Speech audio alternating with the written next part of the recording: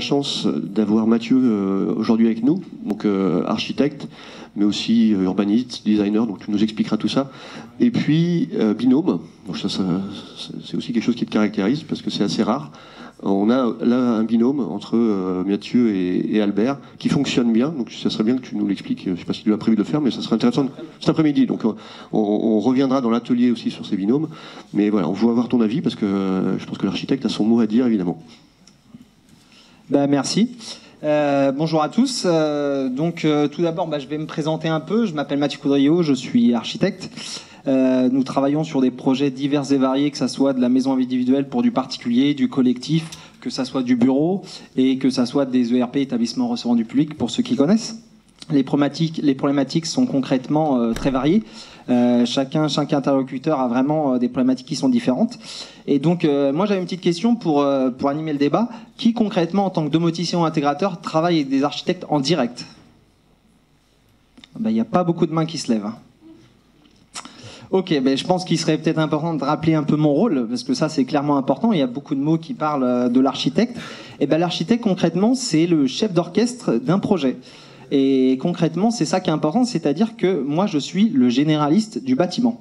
J'utilise bien le mot généraliste parce que concrètement, à la base, les spécialistes, c'est toutes les équipes que je vais mettre en œuvre, que je vais coordonner dans le bâtiment, dans la conception, dans les bureaux d'études, pour que le projet se fasse, tout simplement. Je ne peux pas tout connaître d'un bâtiment, ce n'est pas possible.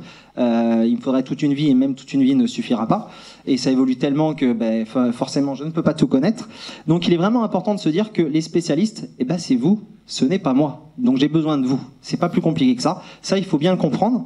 Et que pour moi, la domotique, c'est quoi concrètement? En fait, c'est des besoins, et c'est des besoins, il faut pouvoir y répondre. On ne parle pas en termes de technologie. La technologie, c'est encore une chose, c'est pas moi qui la connais, c'est vous. Donc vous êtes juste là pour mettre la technique au confort de l'habitant. Et ça, c'est important parce que pour moi, je conçois la chose sur 4 bases.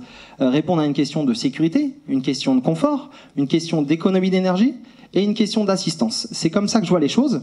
Et concrètement, ça, comment ça se voit? Il faut savoir que la domotique, oui, vous allez me dire, oui, ça fait 20 ans, 25 ans que ça existe à peu près. Oui, mais alors d'aujourd'hui, c'est pas assez développé. Pourquoi? C'est tout bête parce que là, comme on a vu autour de la table, qui parle à un architecte? Pas grand monde. Alors que pourtant, je suis le premier interlocuteur sur un projet pour vous mettre en avant. Et ça, c'est problématique. On a parlé avec des promoteurs. Oui, forcément, si vous n'êtes pas dans un lot où vous n'êtes pas prédéfini au début, vous ne ferez rien.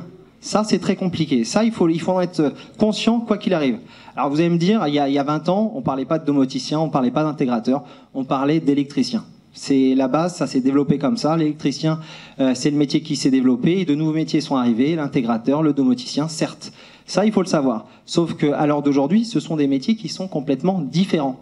Et ça, il faut le savoir. Donc on parlait de binôme hier, ça c'est une chose qui était primordiale, je trouve ça très intéressant.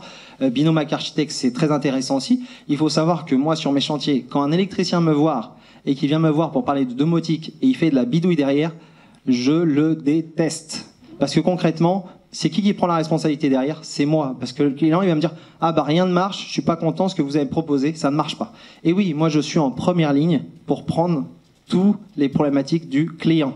Donc quand ça marche, c'est très bien. Quand ça marche pas, j'en prends plein la tête. Alors pourtant, la technologie, c'est pas moi qui la maîtrise.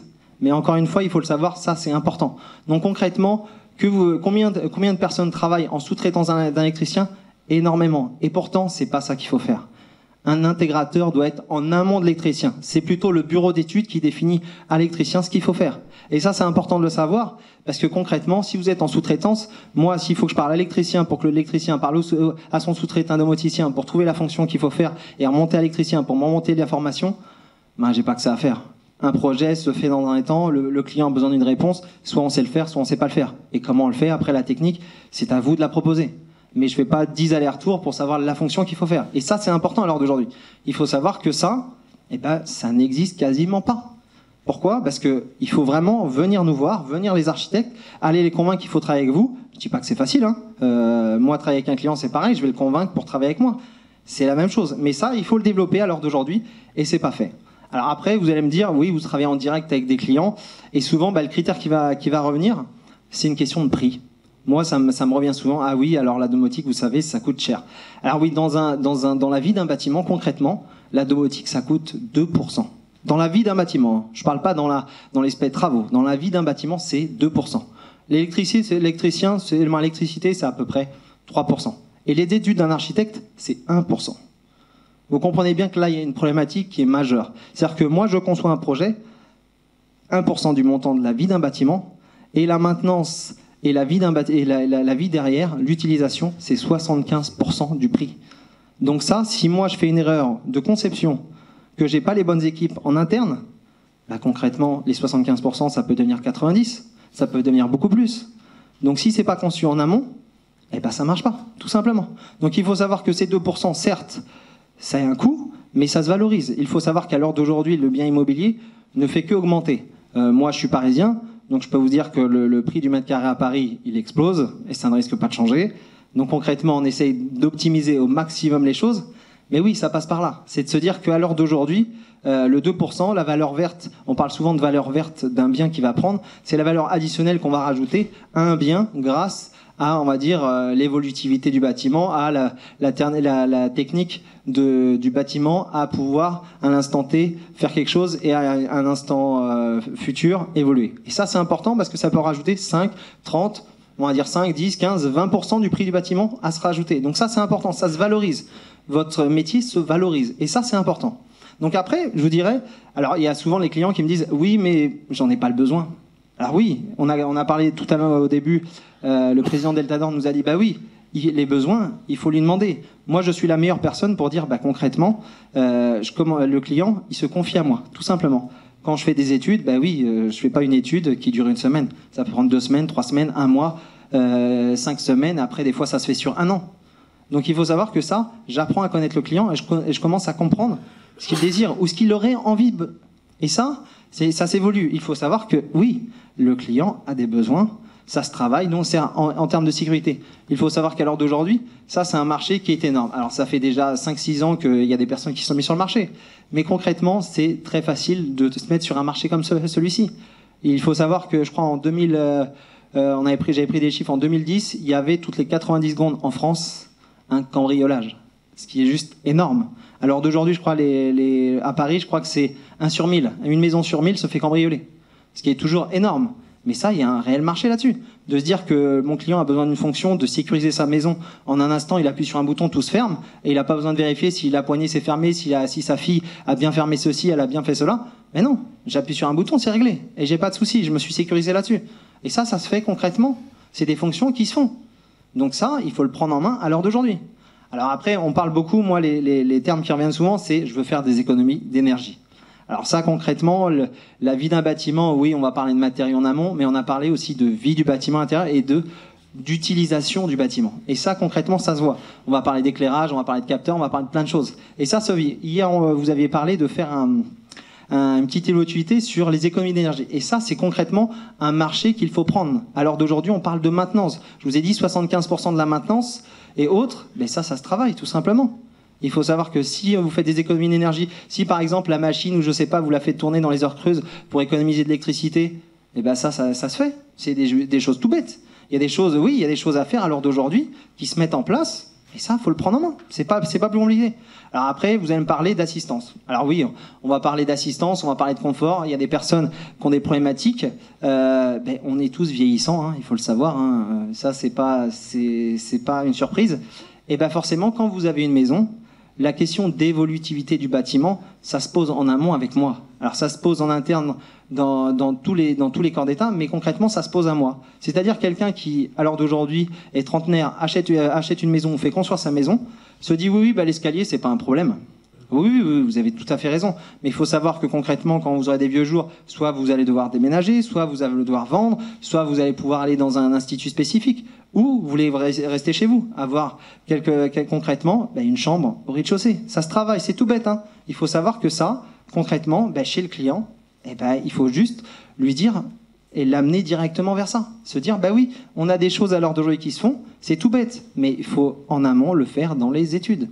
Et ça, il faut dire que le client, à l'heure d'aujourd'hui, en France, on a concrètement du mal à mettre toutes ces choses en place. Ça, je ne vais pas vous mentir, on est réticent à plein de choses, ça prend du temps, mais il faut concrètement éduquer le client, lui apprendre les choses, lui dire, oui, si on veut faire des économies d'énergie, oui, si on fait bouche, alors on peut avoir un bâtiment qui est top.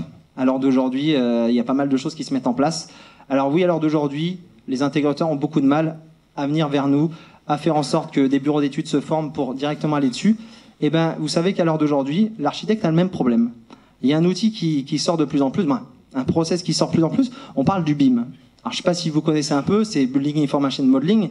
En gros, c'est une maquette numérique qui permet à l'heure d'aujourd'hui de gérer tout le bâtiment de A à Z, de sa conception jusqu'à sa maintenance. Et ça, c'est important, ça veut dire que l'architecte, certes, il a besoin de tous les corps d'état à l'intérieur du bâtiment, parce que quand vous concevez un projet, vous le figez très rapidement dans le sens où ma poutre, je sais combien elle fait, je sais combien de longueur elle fait, je sais combien elle coûte, je sais comment elle est faite, de quel matériau, et tout ça, forcément, quand elle sera cachée, je ne saurai plus tout ça. Et oui, il faudrait le bureau d'études qui sache faire ça, mais la personne qui va faire la maintenance et que le bureau d'études, il est au bout de la France et qu'il n'existe plus, ceci, vous faites comment? Quand vous avez une maquette numérique, tout simplement, vous savez ça. Vous avez ces informations-là. Alors d'aujourd'hui, vous allez me dire, oui, c'est pas très utile. Certes, très peu de personnes l'utilisent, mais ça vous met en avant. Parce qu'il faut savoir que ces fonctions-là, vous allez pouvoir les enregistrer et vous pouvez avoir une maintenance de l'ensemble du bâtiment. Et ça, c'est important. Parce que si à l'heure d'aujourd'hui, vous n'avez pas ces informations-là, vous allez me dire, ah bah oui, il faut que je passe 15 heures pour essayer de comprendre le système. Et ces 15 heures-là, je vais devoir vous les faire chiffrer, parce que forcément, c'est du temps de travail. Et oui, mais si on vous simplifie le travail dès en amont, c'est beaucoup plus simple. Donc il faut savoir qu'à l'heure d'aujourd'hui, on parle beaucoup de faire de l'évolution dans le bâtiment, des choses comme ça. Il y a des lois, on sort des Grenelles, des HQ, on parlait beaucoup de choses comme ça hier. Et oui, il y a un critère dans tous ces lots qui parle tout simplement de la vie du bâtiment. Et ça, c'est un critère à prendre. Hier, vous parliez du contrat de maintenance. C'est simple. Le contrat de maintenance, c'est ça. La vie du bâtiment, c'est la maintenance. Et la maintenance, c'est vous. Donc à l'heure d'aujourd'hui, il n'y a plus qu'un. Voilà.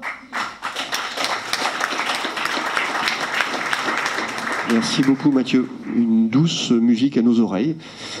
Voilà, merci. On ne s'était pas concerté du tout, donc c'est intéressant parce que j'ai découvert ce que tu avais à dire. Et franchement, c'est rare d'avoir ce genre de discussion avec des architectes. Donc il y aura la vidéo, on va la diffuser, on va la surdiffuser.